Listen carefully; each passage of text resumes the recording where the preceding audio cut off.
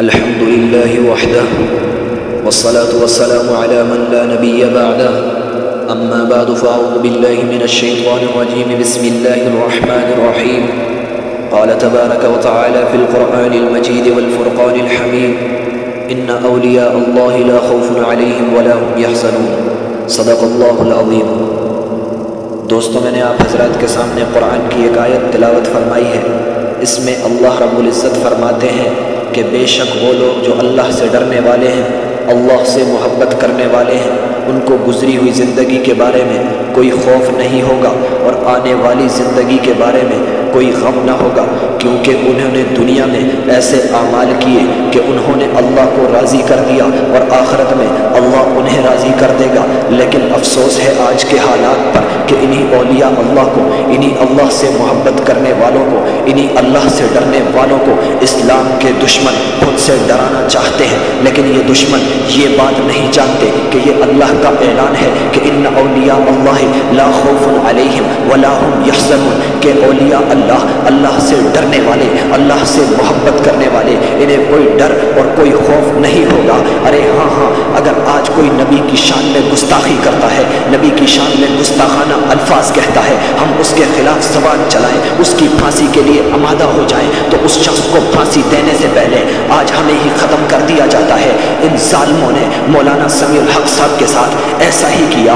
ان کا کیا قصور تھا کہ ان کو برے طریقے سے زخمی کر کے شہید کیا گیا؟ کیا نبی کی شان میں گستاخی کرنے والے کے لیے سزائے موت کی رائے دینا برا تھا؟ کیا ہمارے نبی کو برا کہنے والے کے خلاف زبان چلانا برا تھا؟ کیا گستاخ رسول کی زبان کو لگام دینا برا تھا؟ ارے نبی کی گستاخی ہو ہم بولے تو ہم مجرم ہیں، صحابہ کی گستاخی ہو ہم قدم اٹھائیں ہم بولے تو ہم مجرم ہیں۔ حال ہی میں چند بے غیرت قسم کے لوگوں نے، چند کمینے قسم کے لوگوں نے صحابہ پر تبرہ بازی کی۔ ہمارا حق تھا کہ ہم صحابہ کو برا کہنے والوں کی زبانیں کاٹ دیتے، ہم انہیں لگام دیتے۔ اگر ہم میں سے کوئی شیر اٹھ کر صحابہ کے گستاخوں کو لگام دینے کے لیے، ان کی گندی زبان کاٹنے کے لیے علماء کو ایک سٹیج پر جمع کرتا ہے، اگر ہم میں سے کوئی شیر اٹھ کر جنرل باجوہ سے سوال کرتا ہے کہ تو اپنی گالی نہیں سن سکتا، اپنی شان میں حقارت برداشت نہیں کر سکتا، اگر کوئی تجھے برا کہتا ہے تجھ سے برداشت نہیں ہوتا،